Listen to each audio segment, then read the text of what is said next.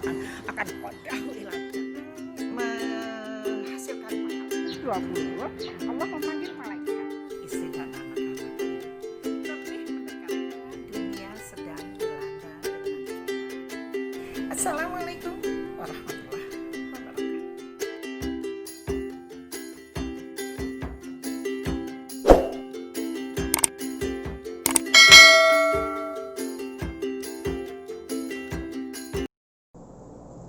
Assalamualaikum warahmatullahi wabarakatuh. Teman-teman sekalian, ketemu lagi dengan saya Umi Musferatan Najiah.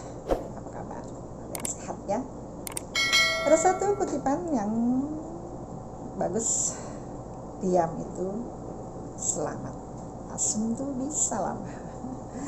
Ketika melihat sesuatu yang sekiranya kita tidak bisa mengatasi, lebih baik diam. Diam itu selamat ya. Teman-teman sekalian, di video saya kali ini ingin mengupas tentang macam-macam hati. Ada 4 macam hati. Nabi bersabda, di dalam jasadnya seseorang ada segumpal darah. Ketika segumpal darah ini baik, maka seluruh jasadnya akan menjadi baik. Ketika segumpal darah ini buruk, maka seluruh jasadnya akan menjadi buruk, akan menjadi rusak. Apakah segumpal darah ini? Nabi menjawab, hati. Jadi di tubuh kita ada yang namanya hati. Hati inilah yang menentukan seseorang berbuat kebaikan atau seseorang berbuat kerusakan. Sepertinya zaman sekarang orang kok mudah sekali berbuat kerusakan. Ya apa iya? Karena dunia sudah tua. Semakin tua dunia, semakin banyak pelanggaran, semakin banyak setan iblis yang gentayangan untuk merusak manusia, untuk mengajak manusia bersama-sama sebanyak-banyaknya masuk ke dalam neraka. Karena itu target iblis setan ketika diusir oleh Allah dari langit, dari surga sana. Berarti kita harus membentengi diri kita, hati kita dari gangguan iblis setan laknat jahanam dengan menjadikan diri kita hamba-hamba yang faham. Teman-teman sekalian, ada 4 macam hati. Yang pertama, hati seseorang ketika kedatangan fitnah, cobaan, dosa, kerusakan, mau menerima, menjalankan, maka hatinya oleh Allah ditandai dengan 1 titik hitam. Semakin banyak dia menerima cobaan, fitnah, kerusakan, semakin banyak titik hitam yang ada di dalam hatinya. Terus menerus begitu, akhirnya hatinya itu menjadi hitam.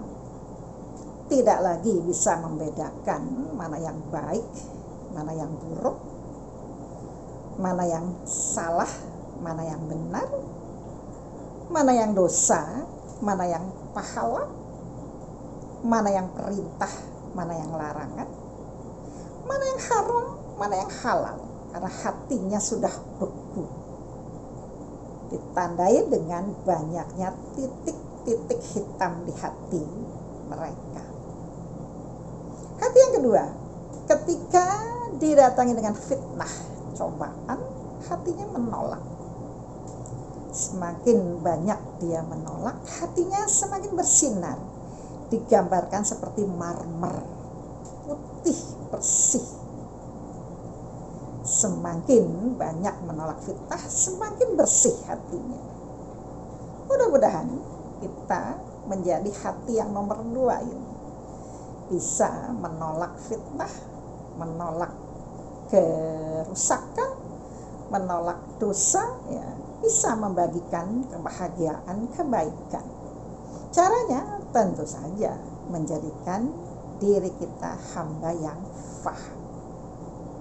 Untuk menjadi hamba yang faham, tidak ada jalan lain kecuali mau mengkaji tuntunan Allah dan Rasul, Quran dan Al-Hadis. Di situ diterangkan bagaimana berbuat baik, bagaimana meninggalkan pelanggaran, bagaimana menjadikan diri kita hamba yang faham.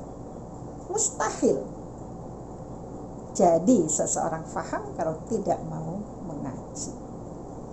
Nasihat dunia seperti itu. Tidak ada pahalanya, tapi kalau mengaji, pahalanya sudah pasti kita dapat. La ghatbatun aw rahatun fi sabilillah khairum mina dunya wa ma fiha. Sepagi-pagian atau sesore-sorean kita dalam sabilillah, Allah akan memberikan pahala lebih baik daripada dunia seisinya. Lebih baik daripada dunia seisinya. Andai saja dunianya nggak dapat, teman-teman, yang jelas mati sewaktu-waktu akan dimasukkan ke dalam surga. Dibandingkan dengan mereka yang di dunianya dilulu oleh Allah dengan harta yang berlimpah, tapi tidak ada keimanan di hatinya, berapa banyak yang bisa dinikmati? Setelah kematian akan menunggu nerakanya Allah. Naudzubillah min dzalik.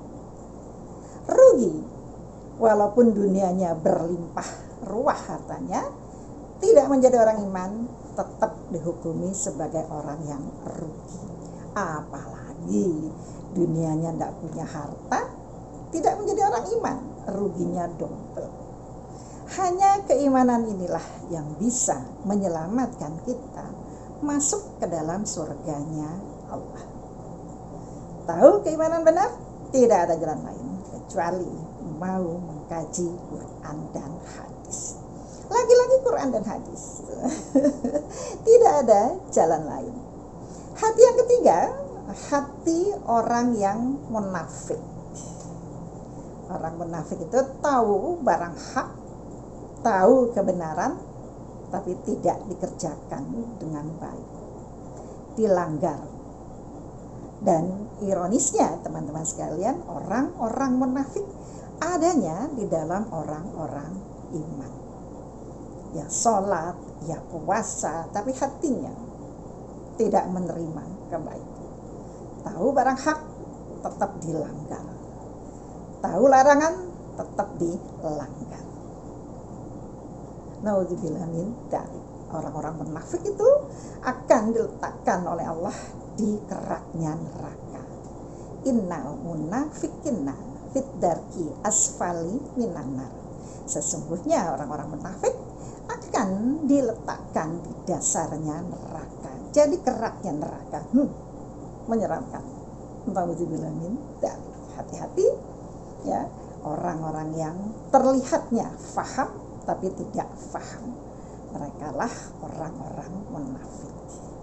Yang keempat, hati, di dalam hatinya ada dua, keimanan dan nifak. Tumbuh keduanya berebutan. Yang satu berbuat baik, yang satu berbuat jelek. Wah, beradu dua-duanya. Akhirnya tidak lagi tersisa mana kebaikan, mana pahala. Ya, berebut di hatinya, berlomba-lomba memperebutkan sesuatu yang tidak kasat mata, antara keimanan dan kemunafikan.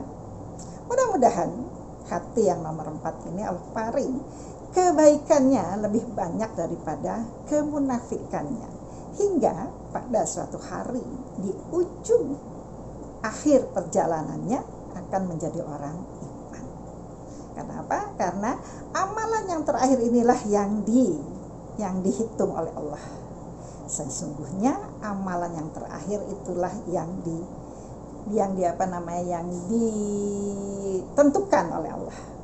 Si insan ini orang iman atau orang munafik. teman-teman sekalian. Mudah-mudahan kita semua bisa menjaga keimanan ini ila yaumil ajal. Jangan pernah bosan untuk mengaji, jangan pernah bosan untuk beribadah, karena ngaji ibadah tidak ada kata pensi. Hatta ya'tiyakal yakin, sampai kedatangan mati. Teman-teman sekalian, semangat. Alhamdulillah, jazakumullahu khairan. Ketemu lagi dengan saya di video yang akan datang. Akhirnya, assalamualaikum warahmatullahi wabarakatuh.